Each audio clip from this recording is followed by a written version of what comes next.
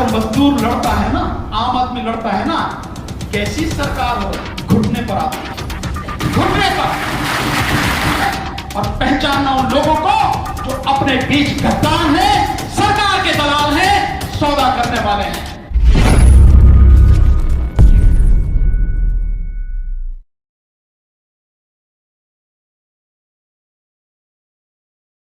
लड़ाई का तरीका जो हम देख रहे हैं, मैं अगर गलत नहीं हूं, हुआ है और 6 बजे तक प्रोग्राम चलेगा।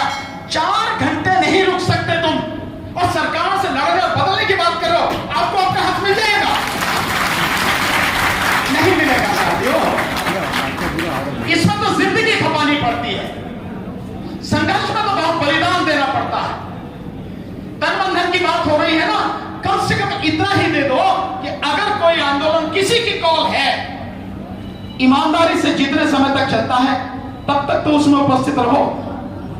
ये किसके लिए है आंदोलन? मैं तो वकील हूं, मुझे क्या चाहिए? मुझे तो कुछ भी नहीं चाहिए। फिर भी मैं 2 बजे से आकर साथ में आपके बैठा हूं और अंत तक रहूंगा। असली लड़ाई तो आप ही की है ना, मजदूरों की, कर्मचारियों की। तो क्यों नहीं बैठते हो उतने समय जितने समय तक प्रोग्राम चलता है? क्यों नहीं सुनते उन हर साथियों की बात जो आपको बताने जा रहे हैं? हर कोई साथी आपके लिए आया है ना। एक ये आदत बदलनी पड़ेगी। और साथियों, लड़ाई 4 जगह होती है, 4 स्तर पर लड़ाई होती है, एक स्तर पर नहीं होती। एक स्तर पर तो ठीक है, लीगली मैं लड़ूंगा, महमूद पराचा भाई हैं, वो साथी हैं, और भी हमारा एडवोकेट साथी हैं, हम आपकी लड़ाई लड़ेंगे कि भाई जो संविधान है, संविधान के अनुच्छेद 39 में बाकायदा 39D में दिया गया है कि समान कार्य के लिए समान वेतन होना चाहिए।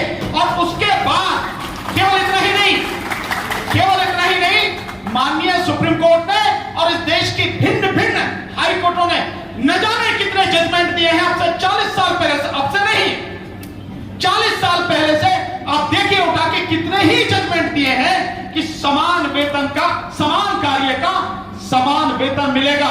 और केवल यही नहीं, इसके साथ साथ वो सारी सुविधाएं भी जो एक परमानेंट कर्मचारी को मिलती हैं, वो सारी सुविधाएं भी, चाहे ठेके पर रखो, चाहे आउटसोर्सिंग से रखो, उन सबको वो सारी सुविधाएं मिलेंगी।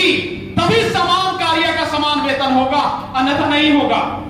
पर मानता कौन है? कोई मानता है क्या? सरकार है सब इधर से सुनी और इधर निकाल दी, आप रह जाइए लड़ते हैं। और आप लड़ भी नहीं पाते हैं। तो जब 4 घंटे नहीं बैठ पाते और ये लड़ाई अगर लंबे समय तक चल गई तो क्या होगा? अब किसानों से सीख लेना चाहिए कि 13 महीने किसानों ने लड़ाई लड़ी और हम कंधे से कंधा मिलाकर उनके साथ रहे, लड़े और जीते। आप सबने देखा, ऐसा नहीं है कि देश ने या दुनिया ने देखा नहीं हो। तो अपने आप को पहले इतना मजबूत कीजिए कि मेरा हक है तो लेकर रहूंगा, सरकार कोई भी हो। अगर मजदूर लड़ता है ना, आम आदमी लड़ता है ना, कैसी सरकार हो, घुटने पर आती है, घुटने पर। पहले ईमानदारी से आप जाति धर्म को छोड़कर मजदूर बनो, कर्मचारी बनो। देन ईमानदारी से अपने अंदर झांक कर देखो कि मैं लड़ने के लिए तैयार हूं, नहीं हूं तो मैं अपने आप को लड़ने के लिए तैयार हूं।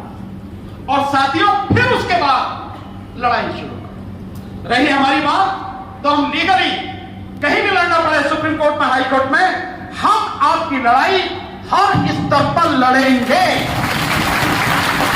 केवल कोर्ट में ही नहीं, कोर्ट के बाहर भी कंधे से कंधा मिलाकर आपके साथ खड़े होकर लड़ेंगे।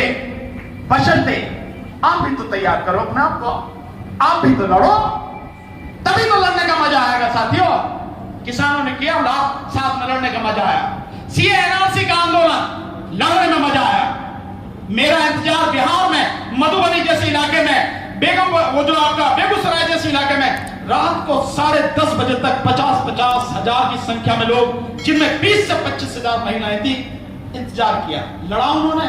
और आज तक सरकार की हिम्मत नहीं है कि सीए एनआरसी का कानून लागू कर सके। ये होती है लड़ाई। लड़ना इस तरह से पड़ेगा। और मैं जो आपको बता रहा हूं, ये सारे अधिकार आपको संविधान में, संविधान के नीति निर्देशक सिद्धांतों में बहुत ज्यादा नहीं है, अनुच्छेद 36 से लेकर अनुच्छेद 51 तक पढ़ो बस, इतना ही तो है। इतना पढ़ के अगर समझ में नहीं आ रहा तो मुझे फोन करो, मैं समझाऊंगा आपको क्या है इसमें। हमारे साथी है वो बताएंगे आपको। इतना पढ़ लो तो आपको आपके हक पता लग जाएंगे और आपको सरकार की जिम्मेदारी पता लग जाएगी साथी। ये काम आपको करना पड़ेगा साथी। और एक मेरा सुझाव है, माननीय डीसी कपिल साहब ने बहुत अच्छी तरह से समझाया और मैं माननीय डीसी कपिल साहब को, उनकी पूरी टीम को, यहां पर बैठे हुए सभी साथियों को और यहां सामने बैठे और जो आए हैं इस प्रोग्राम में उन सभी साथियों को बहुत धन्यवाद देता हूं, बधाई देता हूं कि बिगुल आपने बहुत मजबूती के साथ बजाया है। और मुझे विश्वास है कि बिगुल की आवाज 27 सितंबर को इतनी मजबूत होगी, इतनी जोरदार होगी कि न केवल राज्य सरकार, केजरीवाल, बल्कि केंद्र सरकार और प्रधानमंत्री मोदी के भी कान में गूंजेगी और तब उन्हें समझ में आएगा कि मजदूर की ताकत क्या है। सर, सुझाव मेरा एक इतना सा है, मैं किसान आंदोलन में किसान मंच पर था, पहले दिन मैंने एक बात उनको कही थी साहब। उन्होंने लिखा हुआ था किसान मजदूर एकता, लेकिन जो सरकार को देने के लिए उन्होंने लेटर बनाया था, मजदूर की एक मांग नहीं थी उसमें। मैंने मंच से कहा किस बात की एकता है भाई, जिनकी बात आप, जिनका नाम आपने लिखा हुआ है किसान मजदूर एकता, बात तो सारी किसानों की कर रहे हो, हालांकि बात सारी सही थी, पर मजदूरों की अगर बात कर रहे हो, उनको साथ में ले रहे हो, उनकी बात भी तो इसमें होनी चाहिए कि नहीं होनी चाहिए? बताइए आपके होनी चाहिए नहीं होनी चाहिए? होनी चाहिए साथियों। वही आपसे कह रहा हूं, मेरी बात को समझने की कोशिश कीजिए कि ये केवल बिजली वालों का मसला नहीं है। यहां बिजली वाले साथी आए हैं, उनकी तरफ से आह्वान किया गया है, लेकिन यहां पर मेडिकल के भी साथी हैं, उन्हें भी वही पैसे मिलते हैं जो आपको। यहां पर एमसीडी के भी साथी हैं, उनकी भी स्थिति वही है। और यहां पर शिक्षा विभाग के भी लोग हैं, सभी की स्थिति लगभग उसी तरह की है। जो भी आउटसोर्सिंग है और जो भी मजदूर हैं, जो भी ठेका पर हैं, उन सबकी स्थिति एक ही जैसी है, विभाग अलग है, स्थिति एक ही जैसी है। तो लड़ाई फिर सभी की होनी चाहिए ना।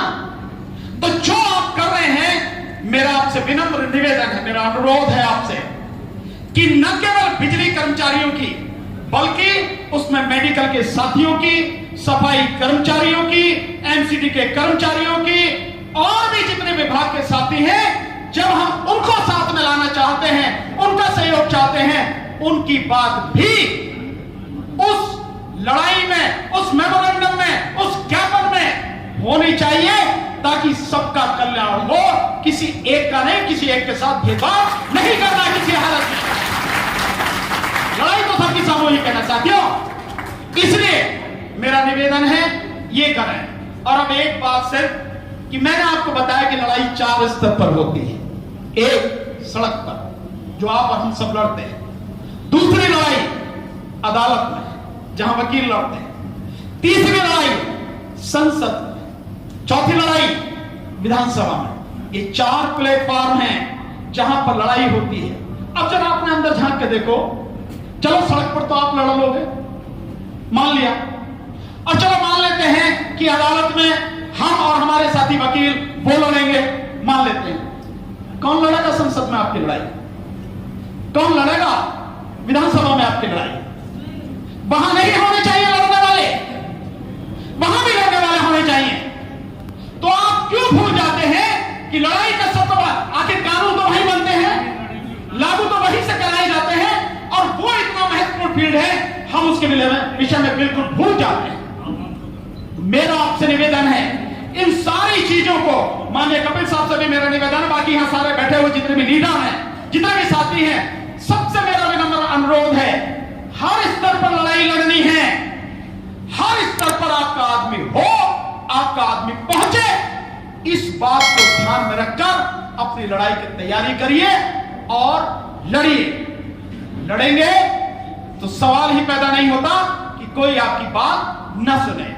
हमने तो खूब अपने आप देखा है, झुकाया है सरकार अपनी आंखों के सामने।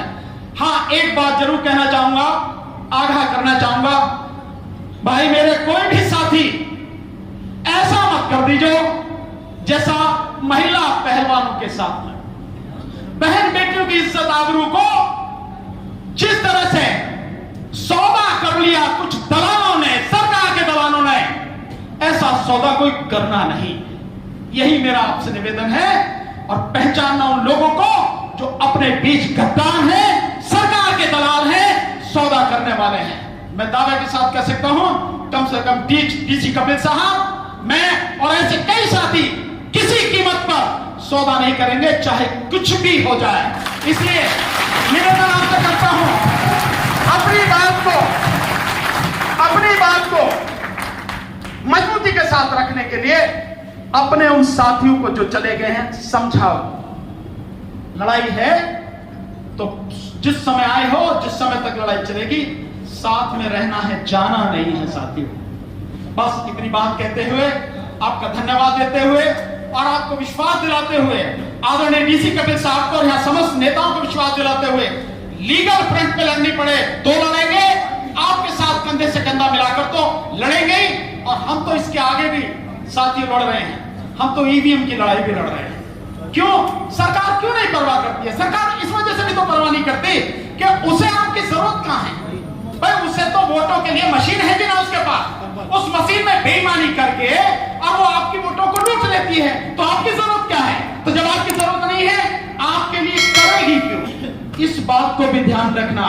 हम दिल्ली में ईवीएम के खिलाफ लड़ाई अगस्त के बाद शुरू करेंगे साथियों, हो सके तो उसमें भी साथ दीजिए। बहुत बहुत शुक्रिया।